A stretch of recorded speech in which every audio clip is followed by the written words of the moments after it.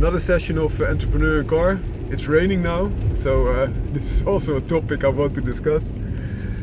You should make arrangements for a rainy day.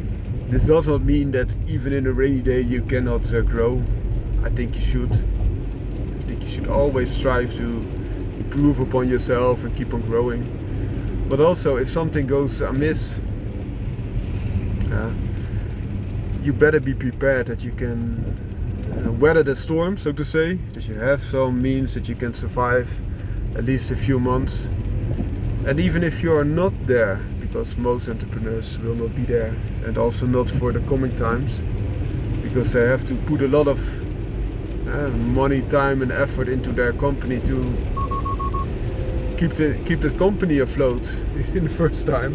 And without the company there's no money whatsoever, so you can imagine that that's the first priority. But if you are able to manage your expenses, for example,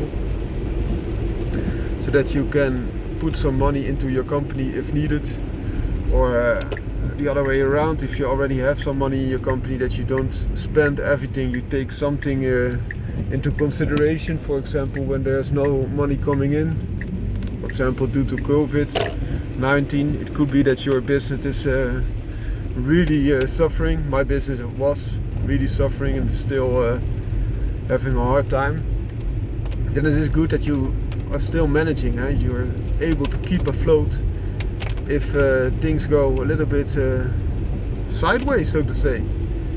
And if you do, you also, even if you don't have it for a few months, but if you even have it for a few weeks and you're working on it alone, as a standalone product, alone, that topic, if you are trying to arrange something, this can fulfill you with a certain sense of pride, in my opinion, because you try to accommodate that you are less fragile. And that's, in my opinion, what it should be. You should try to look at opportunities to make you anti-fragile, if possible, and if that is not possible, less fragile. So what does less fragile mean? Yeah, fragile, of course, we all know what that means.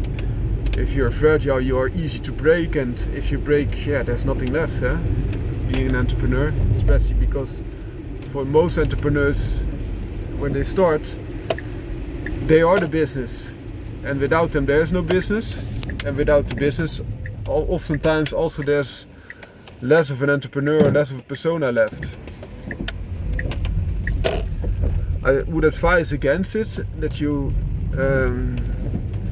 see that if that entrepreneurship cannot continue, that you cannot continue, but oftentimes you're that much intertwined because there's a passion between you as an entrepreneur and your baby, the business that you are setting up. But the other thing is, if you're less fragile, you're less able to break, so that's a good thing. For example, normally you would break without income in the first month, and if you're less fragile, you can sustain, for example, 2 to 6 or months or even more without income. That could give you an indication what less fragile would mean.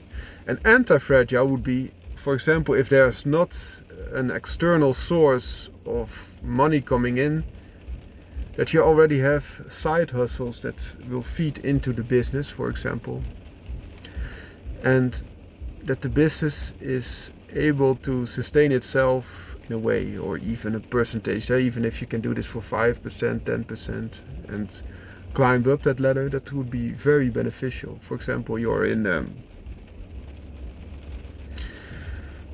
a painter like my father was, and you have your own painting company, and you paint buildings, and for example, after a while you have some crew, and then instead of hiring the business, you buy a location where you can do your business, and also you rent out half of that location that you bought, and the other half is bringing in some rent. And that rent will only be a small percentage of the business that you need to have as a money income to sustain your business.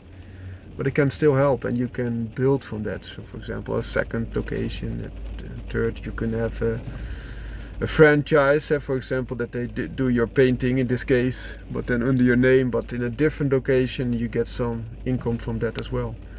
So that could help a lot. Hope you like this video, and speak to you the next time if you subscribe. Bye bye.